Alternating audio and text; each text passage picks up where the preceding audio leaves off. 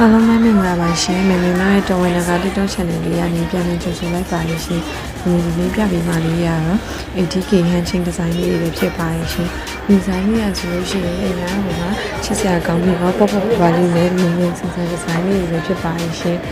ဒီ design လေးရဆိုလို့ရှိရင်ဒီလိုပဲစင်ပြီးတော့ပေါ့ပေါ့ပါလေးနဲ့အရန်မလာပြီးဆွဲဆောင်မှုရှိနေတဲ့ design လေးတွေဖြစ်ပါရရှင်ဒီနေ့ပထမဆုံးပြပေးတဲ့ design လေးရဆိုလို့ရှိရင်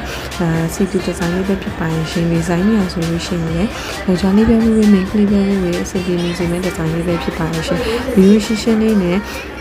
ပေါ့ပေါ့ပါလေးနဲ့အရန်အောင်လှနေစတဲ့ design လေးပဲဖြစ်ပါရရှင်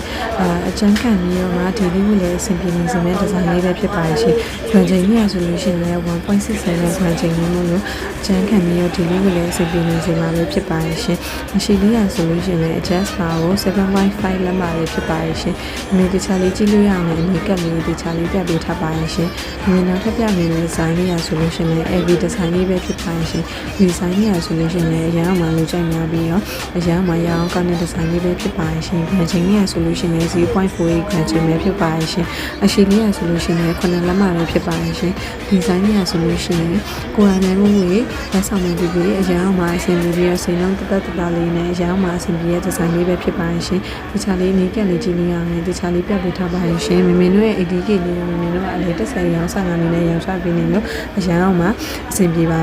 ဖြစ်ပါရှင်မမေနောက်ထပ်ပြပေးမယ့် design လေးရဆိုလို့ရှိရင်လည်း